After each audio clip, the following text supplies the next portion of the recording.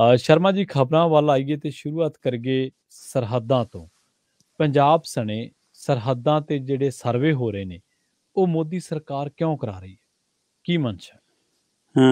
ਪ੍ਰਵੀਨ ਜੀ, ਬੜੀ ਹੈਰਾਨੀ ਹੋਏਗੀ ਦਰਸ਼ਕਾਂ ਨੂੰ, ਸਰੋਤਿਆਂ ਨੂੰ ਇਹ ਜਾਣ ਕੇ ਜੀ ਕਿ ਨਰਿੰਦਰ ਮੋਦੀ ਹੋਰਾਂ ਦੀ ਸਰਕਾਰ ਨੇ ਇੱਕ ਪ੍ਰੋਗਰਾਮ ਤਿਆਰ ਕੀਤਾ ਹੈ ਕਿ ਜਿੰਨੇ ਵੀ ਬਾਰਡਰ ਲੱਗਦੇ ਨੇ ਸਾਡੇ, ਚਾਹੇ ਉਹ ਚੀਨ ਨਾਲ ਲੱਗਦਾ ਹੈ, ਚਾਹੇ ਉਹ ਪਾਕਿਸਤਾਨ ਨਾਲ ਲੱਗਦਾ ਹੈ, ਚਾਹੇ ਉਹ ਬੰਗਲਾਦੇਸ਼ ਨਾਲ ਲੱਗਦਾ ਹੈ, ਚਾਹੇ ਉਹ ਨੇਪਾਲ ਨਾਲ ਲੱਗਦਾ ਹੈ, ਜਿਹੜੀਆਂ ਸਰਹੱਦਾਂ ਤੇ ਸਾਡਾ ਬਾਰਡਰ ਲੱਗਦਾ ਹੈ, ਉਹਨਾਂ ਸਰਹੱਦੀ ਸੂਬਿਆਂ ਦੀ ਅਸੀਂ ਇੱਕ ਸਰਹੱਦੀ ਇਲਾਕਿਆਂ ਦੇ ਵਿੱਚ 100 ਕਿਲੋਮੀਟਰ ਦੇ ਦਾਇਰੇ 'ਚ ਲਗਭਗ ਸਰਵੇ ਕਰਾਉਣਾ ਜੀ। ਤੇ ਉਹ ਸਰਵੇ ਕਰਾਉਣਾ, ਕਹਿੰਦੇ ਜੀ ਜਨਸੰਖਿਆ ਦਾ ਉੱਥੇ ਸੰਤੁਲਨ ਵਿਗੜ ਗਿਆ ਤੇ ਸੰਤੁਲਨ ਵਿਗੜਨ ਦੇ ਲਈ ਕਹਿੰਦੇ ਕਿ ਇਹਦੇ ਵਿੱਚ ਪੰਜਾਬ ਦੇ ਬਾਰਡਰ ਦੇ ਇਲਾਕੇ ਵੀ, ਇਹਦੇ ਵਿੱਚ ਬੰਗਾਲ ਦੇ ਇਲਾਕੇ ਬਾਰਡਰ ਵੀ, ਇਹਦੇ ਵਿੱਚ ਜਿਹੜਾ ਸਾਡਾ ਮਤਲਬ ਕਿ ਯੂਪੀ ਨਾਲ ਲੱਗਦਾ ਹੈ, ਸਾਡਾ ਰਾਜਸਥਾਨ ਨਾਲ ਲੱਗਦਾ ਹੈ, ਉਹਨਾਂ ਸਾਰੇ ਬਾਰਡਰਾਂ ਤੇ ਸਰਵੇ।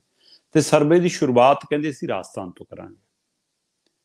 ਪ੍ਰਵੀਨ ਜੀ, 2020 ਦੇ ਵਿੱਚ ਪੱਛਮੀ ਬੰਗਾਲ ਔਰ ਬੰਗਲਾਦੇਸ਼ ਦੇ ਬਾਰਡਰ ਤੇ ਸਰਵੇ ਸ਼ੁਰੂ ਹੁੰਦਾ। ਉਹ ਸਰਵੇ ਉਸ ਸਮੇਂ ਹੁੰਦਾ ਜਦੋਂ ਉੱਥੇ ਚੋਣਾਂ ਹੋਣੀਆਂ ਹੁੰਦੀਆਂ ਜੀ। ਤੇ ਹੁਣ ਸਭ ਤੋਂ ਪਹਿਲਾਂ ਕਹਿੰਦੇ ਰਾਜਸਥਾਨ ਕਰਾਂਗੇ ਤੇ ਰਾਜਸਥਾਨ ਅਗਲੇ ਸਾਲ ਚੋਣਾਂ ਨੇ। ਸੋ ਕੀ ਇਹ ਚੋਣਾਂ ਨੂੰ ਕੁਝ ਧਿਆਨ ਚ ਰੱਖ ਕੇ ਕੀ ਇਸ ਮਨਸ਼ਾ ਨਾਲ ਬਾਰਡਰ ਖੇਤਰਾਂ ਦੇ ਉੱਤੇ ਕਹਿੰਦੇ ਜੀ ਜਨਸੰਖਿਆ ਦਾ ਸੰਤੁਲਨ ਵਿਗੜਿਆ, ਇੱਥੇ ਤੱਕ ਜੇ ਸੀਮਤ ਰਹਿਣ ਤਾਂ ਗੱਲ ਸਮਝ ਆਉਂਦੀ ਹੈ ਕਿ ਜੀ ਅਸੀਂ ਸਿਰਫ ਮਤਲਬ ਕਿ ਰਿਕਾਰਡ ਇਕੱਠਾ ਕਰਨਾ, ਪਰ ਰਿਕਾਰਡ ਦਾ ਦਮ ਭਰਿਆ ਜਾ ਰਿਹਾ ਕਿ ਉਸ ਬਾਰਡਰ ਦੇ ਇਲਾਕੇ ਦੇ ਵਿੱਚ ਜਿਹੜਾ ਵੀ ਵਿਅਕਤੀ ਰਹਿੰਦਾ ਉਹਨਾਂ ਸਾਰਿਆਂ ਦਾ ਡਾਟਾ ਇਕੱਠਾ ਕਰਾਂਗੇ। ਪਰ ਉਹ ਡਾਟਾ ਇਕੱਠਾ ਕਰਨ ਤੋਂ ਪਹਿਲਾਂ ਹੀ ਜੀ ਇਹ ਗੱਲ ਫੈਲਾਈ ਜਾ ਰਹੀ ਹੈ ਕਿ ਅਸਲ ਦੇ ਵਿੱਚ ਜੀ ਉਹਨਾਂ ਬਾਰਡਰਾਂ ਦੇ ਉੱਤੇ ਮੁਸਲਮਾਨਾਂ ਦੀ ਗਿਣਤੀ ਵੱਧ ਗਈ। ਸੋ ਇਸ ਹਵਾਲੇ ਨਾਲ ਜਿਹੜੀ ਇਹ ਗੱਲ ਹੈ, ਤੁਸੀਂ ਇਹ ਤੱਥ ਸੁਣ ਕੇ ਹੈਰਾਨ ਹੋਵੋਗੇ। ਕਹਿੰਦੇ ਜਿਹੜੇ ਡਾਟਾ ਇਕੱਠੇ ਕਰਨਾ ਸਰਵੇ, ਉਹਦੇ ਵਿੱਚ ਜਿਹੜੇ ਸੂਬੇ ਚੁਣੇ ਗਏ ਨੇ, ਉਹਦੇ ਵਿੱਚ ਦੇਖੋ ਪੰਜਾਬ ਹੈ, ਉਹ 'ਚ ਰਾਜਸਥਾਨ ਹੈ, ਉਹ 'ਚ ਗੁਜਰਾਤ ਹੈ, ਉਹ 'ਚ ਯੂਪੀ ਹੈ, ਉਹ 'ਚ ਬਿਹਾਰ ਹੈ, ਉਹ 'ਚ ਪੱਛਮੀ ਬੰਗਾਲ ਹੈ, ਉਹ 'ਚ ਅਸਾਮ ਹੈ ਤੇ ਹੋਰ ਕੁਝ ਸੂਬੇ ਨੇ। ਸੋ ਇਹਨਾਂ ਦੇ ਵਿੱਚੋਂ ਕਹਿੰਦੇ ਜੀ ਕਿ 2018 ਦੇ ਵਿੱਚ ਕਹਿੰਦੇ ਰਿਪੋਰਟ ਸਾਹਮਣੇ ਆਈ ਸੀ ਕੁਝ ਕਿ ਜਨਸੰਖਿਆ ਦਾ ਸੰਤੁਲਨ ਠੀਕ ਨਹੀਂ ਗਾ। BSF ਨੇ, ਹੋਰ ਇਹਨਾਂ ਦੀਆਂ ਖੁਫੀਆ ਏਜੰਸੀਆਂ ਨੇ ਕਹਿੰਦੇ ਰਿਪੋਰਟ ਦਿੱਤੀ ਹੈ ਕਿ 2018 ਤੋਂ ਮਤਲਬ ਕਿ ਉੱਥੇ ਜਿਹੜੀ ਗਿਣਤੀ ਹੈ ਉਹ ਮੁਸਲਿਮ ਗਿਣਤੀ ਵੱਧਦੀ ਜਾ ਰਹੀ ਹੈ, ਖਾਸ ਕਰ ਸਰਹੱਦੀ ਖੇਤਰਾਂ 'ਚ। ਕਹਿੰਦੇ ਜੀ ਦੇਸ਼ ਦੇ ਵਿੱਚ ਤਾਂ ਜੇਕਰ ਉਹਨਾਂ ਦੀ ਗਿਣਤੀ ਵੱਧ ਰਹੀ ਹੈ ਤਾਂ ਉਹ 12 ਤੋਂ 15% ਹੈ। ਠੀਕ ਹੈ। ਬਾਕੀ ਭਾਈਚਾਰਿਆਂ ਦੀ ਜੇ ਬਣਦੀ ਹੈ, ਵੱਧਦੀ ਹੈ, ਕਹਿੰਦੇ ਔਸਤਨ 10% ਹੈ ਤੇ ਉਹ ਤਾਂ ਚੱਲ ਸਮਝ ਆਉਂਦੀ ਹੈ ਕਹਿੰਦੇ। ਪਰ ਕਹਿੰਦੇ ਜੀ ਸਰਹੱਦੀ ਇਲਾਕਿਆਂ ਦੇ ਵਿੱਚ ਉਹਨਾਂ ਦੀ ਗਿਣਤੀ 32%, 33%, 35% ਤੱਕ ਵੱਧ ਰਹੀ ਹੈ। ਸੋ ਇਸ ਲਈ ਸਵਾਲ ਇਹ ਹੈ ਪ੍ਰਵੀਨ ਜੀ ਕਿ ਜੇਕਰ ਸਰਹੱਦ ਪਾਰ ਤੋਂ ਕੋਈ ਘੁਸਪੈਠ ਹੁੰਦੀ ਆ ਜੀ ਤੇ ਉਸ ਘੁਸਪੈਠ ਨੂੰ ਰੋਕਣ ਲਈ ਫੌਜ ਤੇ BSF ਲੱਗੀ ਆ, ਬਿਲਕੁਲ, ਸੁਰੱਖਿਆ ਏਜੰਸੀਆਂ ਲੱਗੀਆਂ ਤੇ ਘੁਸਪੈਠ ਨੂੰ ਘੁਸਪੈਠੀਆ ਕਹਿ ਕੇ ਕਿਉਂ ਨਹੀਂ ਫੜਿਆ ਜਾਂਦਾ? ਉਸ ਦੀ ਧਰਮ ਨੂੰ, ਉਸ ਦੀ ਜਾਤ ਨੂੰ, ਉਸ ਦੀ ਰੰਗਤ ਨੂੰ, ਉਸ ਦੇ ਪਹਿਰਾਵੇ ਨੂੰ ਕਿਉਂ ਉਜਾਗਰ ਕੀਤਾ ਜਾਂਦਾ? ਇਹਦੇ ਪਿੱਛੇ ਮਨਸ਼ਾ ਕੀ ਹੈ? ਤੁਸੀਂ ਕੋਈ ਵੀ ਘਟਨਾ ਕਰੋ, ਮਤਲਬ ਕਿ ਜੀ ਇਹ ਸਿੱਖ ਅੱਤਵਾਦ ਹੈ, ਇਹ ਹਿੰਦੂ ਅੱਤਵਾਦੀ ਨੇ, ਇਹ ਮੁਸਲਿਮ ਅੱਤਵਾਦੀ ਨੇ। ਅੱਤਵਾਦ ਦਾ ਵੀ ਕੋਈ ਧਰਮ ਹੁੰਦਾ, ਹਿੰਸਾ ਦਾ ਵੀ ਕੋਈ ਜਾਤ ਧਰਮ ਹੁੰਦਾ। ਸੋ ਉੱਥੇ ਕਿਉਂ ਨਹੀਂ ਕਿਹਾ ਜਾਂਦਾ ਕਿ ਸਿਰਫ ਉਹ ਤਰ੍ਹਾਂ ਨੇ ਜੀ? ਮਤਲਬ ਕਿ ਇੱਕ ਧਿਰ ਕਹਿੰਦੀ ਹੈ ਜੀ ਕਿ ਹਿੰਦੂ ਅੱਤਵਾਦ ਆ ਗਿਆ, ਦੂਜੀ ਕਹਿੰਦੀ ਹੈ ਨਹੀਂ ਜੀ ਇਹ ਸਿੱਖ ਅੱਤਵਾਦ ਹੈ, ਇਹ ਮੁਸਲਿਮ ਅੱਤਵਾਦ ਹੈ ਜੀ, ਜੀ ਸਿੱਖਾਂ ਨੇ ਇੰਦਰਾ ਗਾਂਧੀ ਮਾਰਤੀ ਜੀ, ਜੀ ਲਖੀਮਪੁਰ ਖੀਰੀ ਦੇ ਵਿੱਚ ਸਿੱਖ ਮਾਰੇ ਗਏ। ਮਤਲਬ ਜਦੋਂ ਅਸੀਂ ਏਅਰਪੋਰਟ ਤੇ ਉਤਰ ਕੇ ਪੁੱਛਦੇ ਸੀ ਅਸੀਂ ਲਖੀਮਪੁਰ ਖੀਰੀ ਜਾਣਾ ਤਾਂ ਲੋਕ ਇਹ ਕਹਿੰਦੇ ਸੀ ਉੱਥੇ ਜਾਣਾ ਜਿੱਥੇ ਸਿੱਖ ਮਾਰਤੇ। ਸਾਰੇ ਦੇਸ਼ 'ਚ ਪਤਾ ਹੋਵੇ ਕਿਸਾਨ ਅੰਦੋਲਨ ਚੱਲਦਾ ਔਰ ਕਿਸਾਨਾਂ ਨੂੰ ਦਰੜਿਆ, ਤਾਂ ਵੀ ਤੁਸੀਂ ਦੇਖੋ ਕਿ ਇਹ ਮਨਸ਼ਾ ਲੋਕਾਂ ਦੇ ਮਨਾਂ ਦੇ ਅੰਦਰ ਕਿਹਨੇ ਪਾਈ ਹੈ? ਰਾਜਨੀਤੀ ਨੇ ਪਾਈ ਹੈ। ਜੀ ਜੀ ਬਿਲਕੁਲ, ਇਹ ਸ਼ਬਦ ਕਿਹਨੇ ਸਾਡੇ ਅੰਦਰ ਦਿਮਾਗਾਂ 'ਚ ਘੁਸੋਏ ਨੇ? ਸੋ ਉਸੇ ਹਵਾਲੇ ਨਾਲ ਇਹ ਸਰਵੇ ਦੀ ਸਿਰਫ ਮਨਸ਼ਾ ਇਹ ਨਹੀਂ ਝਲਕਦੀ, ਮਤਲਬ ਇਸ ਦੇ ਉੱਤੇ ਉਮੀਦ ਕਿਉਂ ਨਹੀਂ ਵੱਜਦੀ ਲੋਕਾਂ ਦੀ ਕਿ ਇਹ ਭਾਈ ਸਾਡੀਆਂ ਸਰਹੱਦਾਂ ਨੂੰ ਸੁਰੱਖਿਅਤ ਕਰਨ ਦੇ ਲਈ, ਮਜ਼ਬੂਤ ਕਰਨ ਦੇ ਲਈ ਸਰਵੇ ਹੋ ਰਿਹਾ। ਇਹ ਸਰਵੇ ਉੱਥੇ ਜਿਹੜੀ ਅਚਾਨਕ ਘੁਸਪੈਠ ਵੱਧਦੀ ਆ ਉਹਨੂੰ ਰੋਕਣ ਦੇ ਲਈ ਹੋ ਰਿਹਾ। ਪਰ ਇਹਦੇ ਪਿੱਛੇ ਇਹ ਕਿਉਂ ਡਰ ਲੱਗਦਾ ਕਿ ਅਚਾਨਕ ਇਸ ਫਿਰਕੇ ਦਾ ਹਵਾਲਾ ਦੇ ਕੇ, ਜੇ ਪ੍ਰਵੀਨ ਜੀ ਗਵਾਂਢੀ ਮੁਲਕ ਹਿੰਦੂ ਹੋਊਗਾ ਤਾਂ ਉਧਰ ਘੁਸਪੈਠੀਏ ਹਿੰਦੂ ਹੋਣਗੇ। ਜੀ ਜੀ। ਜੇ ਗਵਾਂਢੀ ਮੁਲਕ ਸਿੱਖ ਹੋਊਗਾ ਤਾਂ ਘੁਸਪੈਠੀਏ ਸਿੱਖ ਹੋਣਗੇ, ਜੇ ਗਵਾਂਢੀ ਮੁਲਕ ਮੁਸਲਮਾਨ ਨੇ ਤਾਂ ਘੁਸਪੈਠੀਏ ਮੁਸਲਮਾਨ ਹੋਣਗੇ। ਪਰ ਤੁਸੀਂ ਉਸ ਨੂੰ ਦੂਸਰੇ ਮੁਲਕ ਤੋਂ, ਦੂਸਰੇ ਮੁਲਕ ਦੇ ਵਿੱਚ ਆ ਰਹੇ ਘੁਸਪੈਠੀਏ ਪੱਖੋਂ ਕਿਉਂ ਨਹੀਂ ਉਭਾਰਦੇ?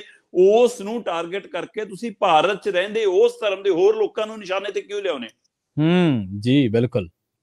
ਉਹਦੇ ਪਿੱਛੇ ਮਨਸ਼ਾ ਸਿਰਫ ਇਹ ਹੈ ਕਿ ਮਤਲਬ ਅਸੀਂ ਜਦੋਂ ਇਹ ਗੱਲ ਉਜਾਗਰ ਕਰੀਏ ਕਿ ਦੇਖੋ ਜੀ ਇੰਨੇ % ਘੁਸਪੈਠੀਏ ਮੁਸਲਮਾਨ ਆ ਗਏ, ਤਾਂ ਇਹਦਾ ਮਤਲਬ ਤੁਹਾਨੂੰ ਆਪਣੇ ਸ਼ਹਿਰ, ਮਹੱਲੇ, ਗਲੀ, ਬੱਸ ਅੱਡੇ, ਰੇਲਵੇ ਸਟੇਸ਼ਨ ਕਿਤੇ ਵੀ ਕੋਈ ਮੁਸਲਿਮ ਭਾਈਚਾਰਾ ਦਿਖੇ, ਤੁਹਾਨੂੰ ਐਂ ਲੱਗੇ ਕਿ ਘੁਸਪੈਠੀਆ। ਇਹ ਪੇਸ਼ ਕੀਤਾ ਜਾ ਰਿਹਾ, ਇਹ ਦ੍ਰਿਸ਼ ਪੈਦਾ ਕੀਤਾ ਜਾ ਰਿਹਾ। ਸੋ ਇਸ ਲਈ ਇਸ ਮਤਲਬ ਸਰਵੇ ਨੇ ਇੱਕ ਨਵਾਂ ਫਿਕਰਮੰਦੀ ਖੜੀ ਕੀਤੀ ਹੈ ਕਿ ਇੱਕ ਹੋਰ ਨਵਾਂ ਮਤਲਬ ਘਰੇਲੂ ਜੰਗ ਨਾ ਇੱਕ ਅੰਦਰ ਛਿੜ ਜਾਵੇ।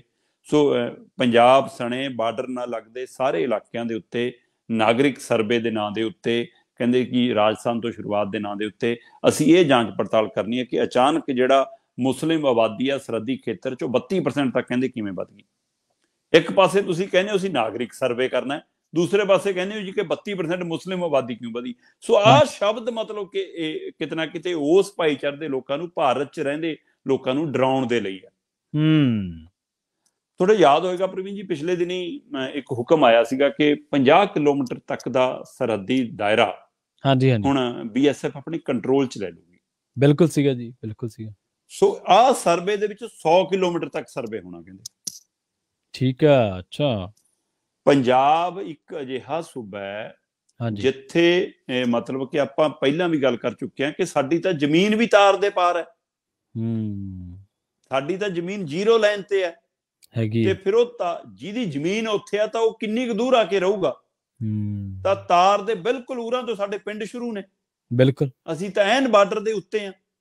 ਗੁਜਰਾਤ ਦੇ ਵਿੱਚ, ਰਾਜਸਥਾਨ ਦੇ ਵਿੱਚ, ਚਾਹੇ ਤੁਸੀਂ ਮਤਲਬ ਕਿ 0 ਲਾਈਨ ਤੋਂ ਜਾਂ ਬਾੜਬੰਦੀ ਤੋਂ 100 ਕਿਲੋਮੀਟਰ ਤੱਕ ਅੰਦਰ BSF ਨੂੰ ਦੇ ਦਿਓ, ਉੱਥੇ ਪਿੰਡੇ ਨਹੀਂ ਗਏ, ਖਾਲੀ ਰੇਤ ਹੈ, ਖਾਲੀ ਮੈਦਾਨ ਨੇ ਜੀ। ਪਰ ਇੱਥੇ 50 ਕਿਲੋਮੀਟਰ ਦਾ ਮਤਲਬ ਦਰਸ਼ਨੀ ਡਿਓੜੀ ਵੀ ਆਉਂਦੀ ਹੈ, ਜਲਿਆਂਵਾਲਾ ਬਾਗ ਵੀ ਆਉਂਦਾ ਹੈ, ਰਾਮ ਤੀਰਥ ਵੀ ਆਉਂਦਾ ਹੈ, ਦੁਰਗਿਆਣਾ ਮੰਦਿਰ ਵੀ ਵਿੱਚ ਆਉਂਦਾ ਹੈ।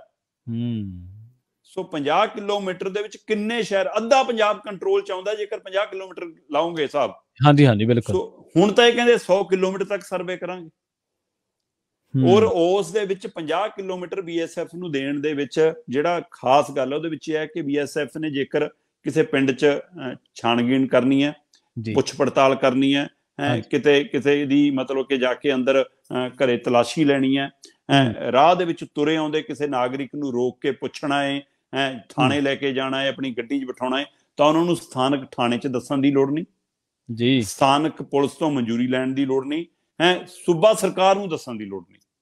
ਅੱਛਾ ਜੀ। ਸੋ ਇਹ ਜਿਹੜਾ ਖਤਰਨਾਕ ਉਹਦੇ ਵਿੱਚ ਉਹ ਹੈ ਕਿ ਇਹਦਾ ਮਤਲਬ ਕੱਲ ਨੂੰ ਸਾਡੇ ਕਿਸੇ ਵੀ ਵਿਅਕਤੀ ਨੂੰ ਰੋਕ ਕੇ ਕੁਛ ਵੀ ਕਾਰਵਾਈ ਹੋ ਸਕਦੀ ਹੈ। ਸੋ ਇਹ ਜਿਹੜਾ ਡਰ ਖੜਾ ਹੈ, ਕਿਉਂਕਿ ਬੇਸ਼ੱਕ ਸਰਹੱਦੀ ਇਲਾਕਿਆਂ ਦੇ ਵਿੱਚ ਸਮਗਲਿੰਗ ਨਾਲ ਜੁੜੀਆਂ ਧਿਰਾਂ ਮਤਲਬ ਕਿ ਜਿੱਥੇ ਜਿਹੇ ਜਿਹਾ ਕਾਰੋਬਾਰ ਹੁੰਦਾ ਉਹੋ ਜਿਹੇ ਲੋਕ ਵੀ ਪਨਪਦੇ ਆ ਨਾ। ਸੋ ਹਰੇਕ ਪਿੰਡ ਦੇ ਵਿੱਚ 1-2 ਇਹੋ ਜਿਹੇ ਸਮਗਲਰ ਵੀ ਹੈਗੇ, ਇਹੋ ਜਿਹੇ ਉਹ ਈਵਨ ਕਈ ਮਤਲਬ ਕਿ ਕਈ ਤਾਂ ਸਰਕਾਰਾਂ ਲਈ ਉਹ ਕੰਮ ਕਰਦੇ ਨੇ, ਉਹਨਾਂ ਦੇ ਖੁਫੀਆ ਬਣ ਕੇ ਉੱਧਰ ਜਾਂਦੇ ਰਹਿੰਦੇ ਨੇ। ਹਾਂਜੀ। ਇਸ ਲਈ ਉਹ ਪਿੰਡ ਦੇ ਪਿੰਡ ਵਸੇ ਨੇ ਪੰਜਾਬ ਦੇ ਬਾਰਡਰਾਂ ਤੇ, ਹੈ ਨਾ, ਜਸੂਸਾਂ ਦੇ ਪਿੰਡ। ਸੋ ਇਸ ਲਈ ਉਹ ਵੀ ਹੈਗੇ ਨੇ। ਸੋ ਪਰ ਹੁਣ ਮਤਲਬ ਕਿ ਤੁਸੀਂ ਇਸ ਧਿਰ ਦੇ ਨਾਲ ਉਹ ਨਿਸ਼ਾਨਾ ਲੈ ਕੇ ਤੁਸੀਂ ਉਹ ਜਿਹੜੀ ਜਾਂਚ ਪੜਤਾਲ ਕਰਨੀ ਹੈ, ਉਹਦੇ ਨਾਲ ਕੱਲਾ ਮੈਨੂੰ ਹੁਣ ਮੁਸਲਿਮ ਭਾਈਚਾਰਾ ਨਹੀਂ, ਮੈਨੂੰ ਪੰਜਾਬ ਦੇ ਭਾਈਚਾਰੇ ਦੇ ਉੱਤੇ ਵੀ ਇਹਨਾਂ ਦੀ ਘੱਟ ਗਿਣਤੀ ਭਾਈਚਾਰੇ ਤੇ ਨਜ਼ਰ ਲੱਗਦੀ ਹੈ ਕਿ ਇਸ ਹਵਾਲੇ ਨਾਲ ਉਹਨਾਂ ਨੂੰ ਵੀ ਡਰਾਉਣਾ ਚਾਹੁੰਦੇ ਨੇ।